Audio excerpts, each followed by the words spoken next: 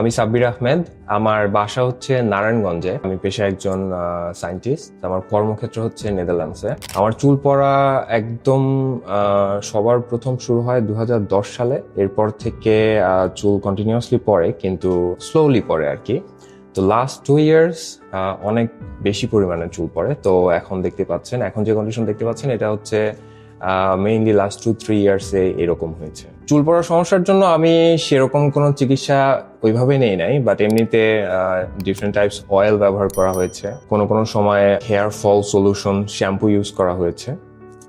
এই তো। Hair free hair grow clinic সম্পর্কে প্রথম জানি হচ্ছে অনলাইন থেকে। ওনাদের ভিডিওসগুলো দেখি, রিভিউগুলো দেখি। তো সেখান থেকে প্রথম দেখা, তারপরে আমি একদিন ওনাদের ক্লিনিকে ভিজিট করতে আসি। তো সেখান থেকে ভালো মতো দেখা আর কি। প্রত্যাশা হচ্ছে সেফলি সার্জারিটা হবে, অ্যান্ড দেন অফকোর্স ফলাফলটা অনেক ভালো হোক, যতটা ভালো হওয়া যায় আর কি। আর সার্জারির জন্য ভীত না, এক্সাইটেড অফকোর্স। আশা করতেছি আমি আগের মতো চুল ফিরে পাবো।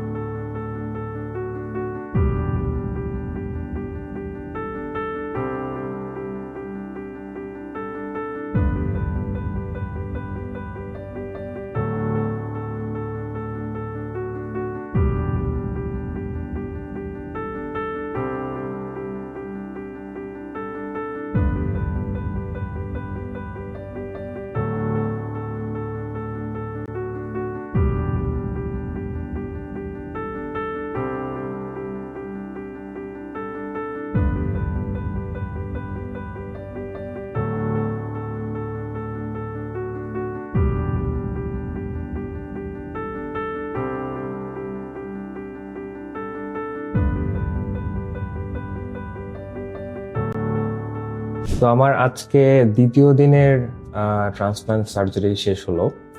তো প্রথম দিন মানে গতকালকে ছিল ফার্স্ট সেশন। তখন আমরা গতকালকে প্রায় 2800 গ্রাফটের মতো করেছি, আর সেটার জন্য প্রায় 9 ঘন্টার সময় লেগেছে সার্জারিতে। আর আজকে করলাম হচ্ছে প্রায় 1200 গ্রাফটের মতো, কাজ আমার ওভারঅল 4000 গ্রাফটের প্ল্যানিং ছিল। সো মোরলেস আমাদের 4000 গ্রাফটিং করা হয়েছে। তো আজকেও প্রায় 5 ঘন্টার মতো সময় লেগেছে। ওভারঅল অভিজ্ঞতা আমার ভালোই লেগেছে। সবকিছু মিলিয়ে যেরকম ভাবে চিন্তা করেছিলাম সবকিছু ভালোই লেগেছে।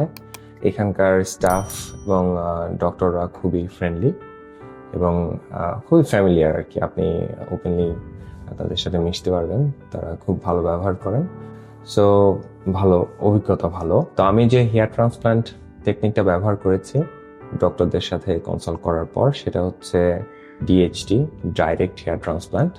তো এটা যদিও একটু এক্সপেন্সিভ ছিল, বাট এটার ফলাফলের এক্সপেক্টেন্সিটা একটু বেশি।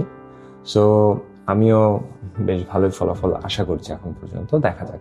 ভয়ের বিষয়টা আসলে সেভাবে ছিল না। আর যেহেতু একটা সার্জারি হবে, নার্ভাসনেস একটু তো থাকতেই পারে, বাট আমার ক্ষেত্রে আসলে এক্সাইটমেন্টটাই বেশি ছিল। কারণ আমার এই মানে আমি আসলে সবার সাথে কথাবার্তা বলার পরে আমি মোটামুটি অনেকটা কনভিন্স ছিলাম, যার জন্য এক্সাইটমেন্টটা আসলে বেশি কাজ করে। আর পেইনের বিষয়টা হচ্ছে, যেহেতু লোকাল অ্যানেস্থেসিয়া, পেইন তো একটু লাগবেই। তবে ওনাদের যে সিরিঞ্জ ওনারা ব্যবহার করেন, আপনারা হয়তো চিনবেন, ডায়াবেটিক্স রোগীরা যখন হচ্ছে ইনসুলিন নেয়, তো ওনারা যে নিডলটা ইউজ করে ওইটা হচ্ছে ওনারা প্রত্যেক দিন বা প্রত্যেক বেলায় ইউজ করে থাকেন ওনাদের মাসলে। সো ওইটা হচ্ছে খুবই খুবই ন্যারো একটা নিডল। সো তারপরেও যেহেতু মাথায় দেয়া হচ্ছে, ব্যথা মোটামুটি লাগে। বিশেষ করে হচ্ছে ঘাড়ের সাইডটাতে যখন দেয় তখন একটু বেশি ব্যথা লাগে।